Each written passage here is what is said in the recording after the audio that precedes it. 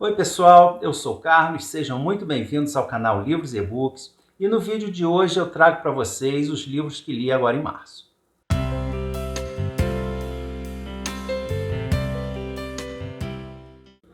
Principalmente em relação a fevereiro, março não foi um mês tão produtivo de leituras, pelo menos em quantidade, né? Mas mesmo assim foi um mês de leituras bastante interessantes e válidas e nesse vídeo eu mostro tudo para vocês. Se você está chegando agora, eu espero que goste do vídeo, que se sinta estimulado a continuar acompanhando o canal, assistindo os vídeos já publicados e fazendo sua inscrição, sem esquecer, claro, de ativar o sininho de notificação dos novos vídeos. E na caixa de descrição desse vídeo você encontra os links para as minhas outras redes sociais, para a minha lista de desejados da Amazon e também para a compra dos livros que eu mostrar, que estiverem disponíveis, tudo através da Amazon. E quando a compra de qualquer produto no site da Amazon for feita por um desses links, eu recebo uma pequena comissão que é repassada integralmente para uma instituição de assistência social. Então você estará ajudando sem pagar nada mais. Periodicamente eu publico aqui a prestação de contas e o repasse para a instituição contemplada. Então eu agradeço imensamente a quem puder efetuar suas compras dessa forma, certo? Iniciando pelas leituras que estão em andamento, eu iniciei agora, em março, a leitura do segundo volume do Ramo Sírio do Livro das Mil e Uma Noites, nessa edição caprichadíssima da Editora Globo, pelo selo Biblioteca Azul. Esse segundo volume se inicia na noite 171 e ele é bem diferente do primeiro, né? no sentido de que ele tem menos histórias. Como eu falei no vídeo sobre o volume 1, essa obra traz 1001 noites e não 1001 histórias, porque a cada noite a narrativa é interrompida num ponto-chave e retomada na noite seguinte, com muitas histórias dentro da história principal. Então, se você não viu, dê uma olhada no vídeo que eu explico tudo direitinho lá. O link está aqui nos cards e também na caixa de informações. E aqui nesse volume 2, as histórias são mais diretas, né? São mais detalhadas e não tão intrincadas como no primeiro livro, né? Elas têm menos interseções e desdobramentos em outras histórias. E também são histórias mais longas. A primeira sozinha já ocupa quase um quarto do livro. E as histórias também são mais realistas, sem toda aquela fantasia de gênios e acontecimentos mágicos. Pelo menos até o ponto que eu estou. Eu estou na noite 271, mais ou menos aqui na metade do livro. Então, com certeza, eu terminarei agora em abril e aí trago mais detalhes para vocês num vídeo exclusivo.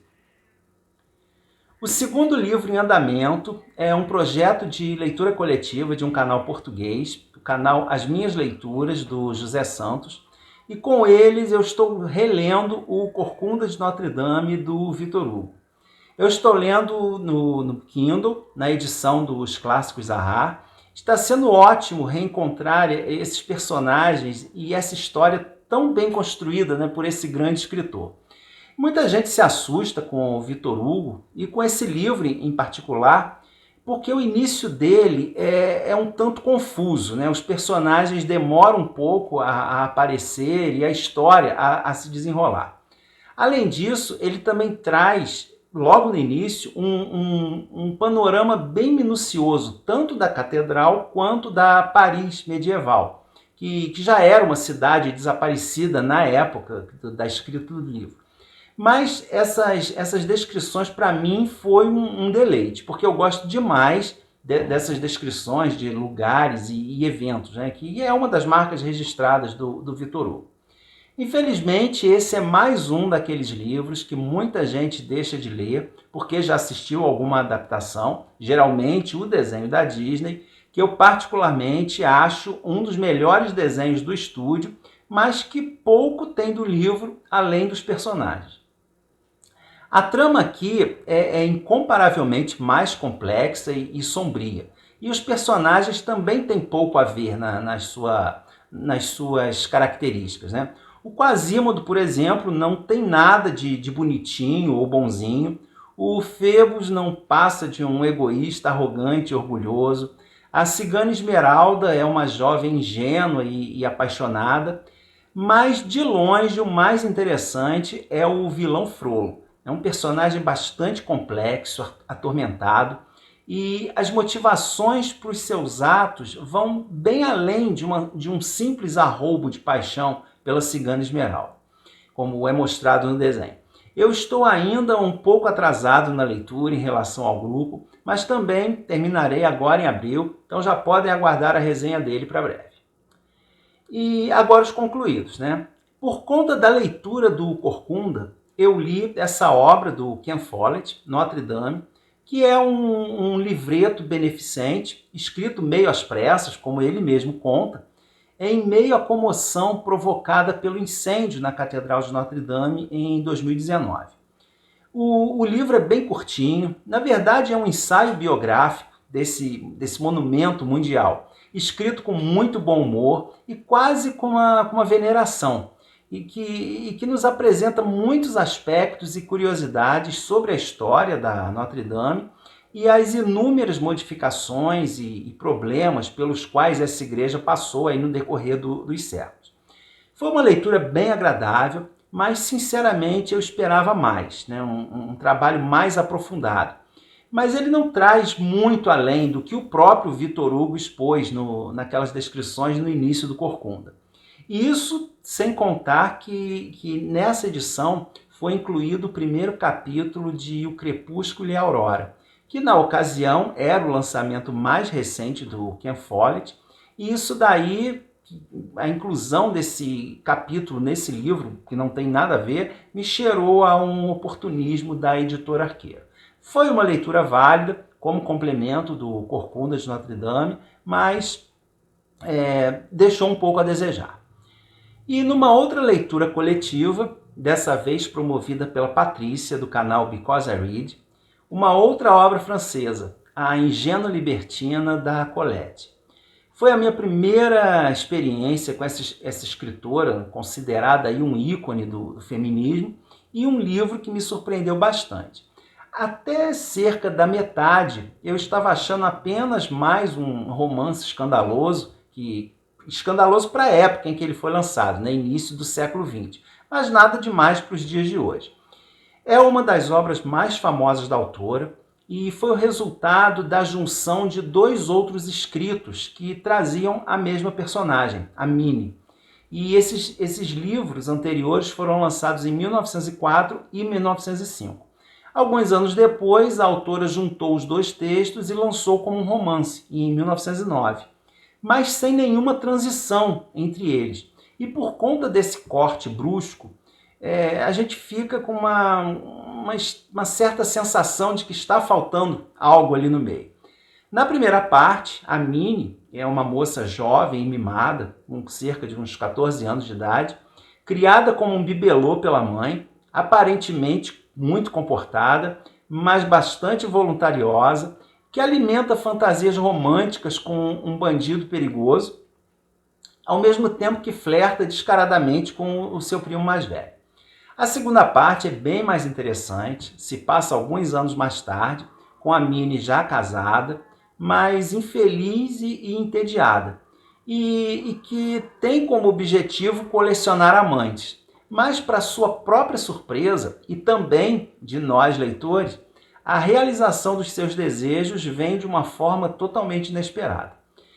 Muita gente considera esse livro uma versão modernizada da Madame Bovary, compara as duas personagens, mas, na minha opinião, o que as duas têm em comum é o mau caratismo. Mas, fazendo uma analogia aqui com o título do livro, a Emma Bovary é mais ingênua do que libertina, enquanto a Minnie, ao contrário, é mais libertina do que ingênua. De qualquer forma, são duas personagens detestáveis, mas sem entrar em maiores detalhes para evitar discussões inúteis, e me atendo apenas ao livro, é uma boa história que prende a atenção e vale a pena ser lido, sem dúvida.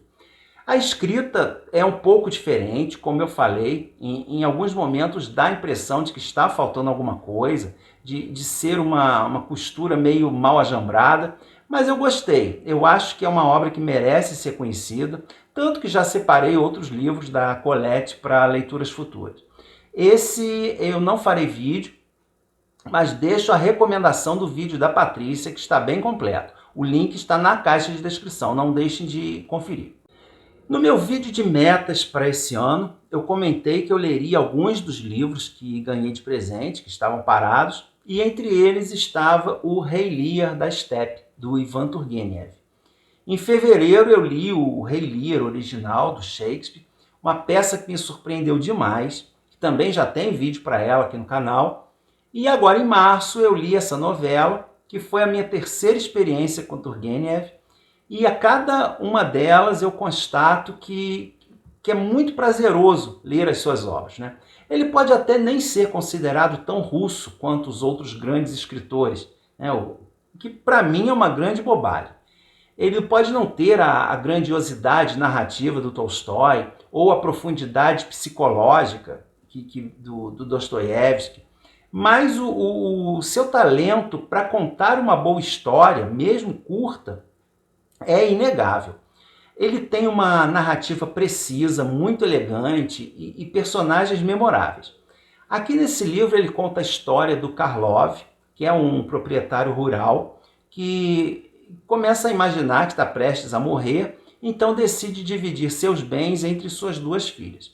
Só que no seu olhar de pai, ele não via ou não queria ver o verdadeiro caráter das duas e acaba sofrendo duramente as consequências disso.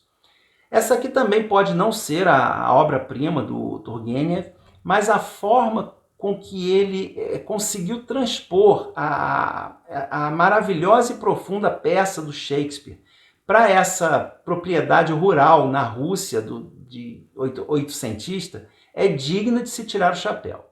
E apesar de ser bem calcada na peça do Shakespeare, essa novela tem um brilho próprio, a gente lê com bastante prazer e interesse, mais ainda se a leitura for feita depois da peça original, que acrescenta uma camada a mais de verniz, né, que só brilhanta o texto. É uma grande história, muito bem complementada nessa edição, pela transcrição de um discurso feito pelo Turgenev por ocasião do tricentenário de Shakespeare, que evidencia a admiração e o respeito que o autor tinha pelo dramaturgo inglês. Um livro recomendadíssimo.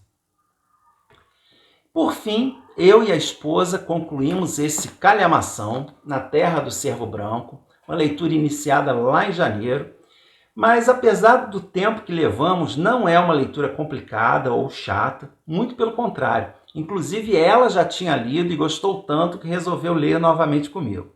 É um romance histórico que se passa na China nos primeiros 50 anos do século XX, que foi um período de mudanças drásticas no país, não só em termos socioculturais, né, com a modernização da agricultura, aumento da escolaridade, que aos poucos, né, foi acabando com muitas das tradições milenares, mas principalmente pelas mudanças políticas, começando com a deposição do imperador e a instauração da república, passando por um período de caos por conta de ataques de exércitos particulares, a invasão japonesa, a guerra civil entre os partidos nacionalista e comunista e, finalmente, a implantação do comunismo em 1949. E todas essas mudanças são acompanhadas através do cotidiano de uma pequena vila rural, a aldeia do Cervo Branco, e principalmente através do seu líder, o Bai Jiaxuan. E é bem interessante acompanhar esse personagem lá no início do livro, ainda jovem, muito focado nos costumes e modo de vida tradicionais, e como a sua vida e as suas crenças vão se modificando ao longo do tempo, por conta de todas essas mudanças drásticas, né? E como as novas gerações vão encarando esses novos tempos e novos costumes. É um livro muito rico de conteúdo, já tem vídeo exclusivo, deem uma olhada lá para conhecer o livro mais a fundo. E é isso, essas foram as últimas leituras que eu fiz, espero que vocês tenham gostado do vídeo. Então não esqueçam de deixar o joinha e o seu comentário sobre o que achou do vídeo. Se já conhece ou ficou interessado em algumas dessas leituras, vamos conversar aí um pouquinho sobre elas. Muito obrigado a todos e até o próximo vídeo.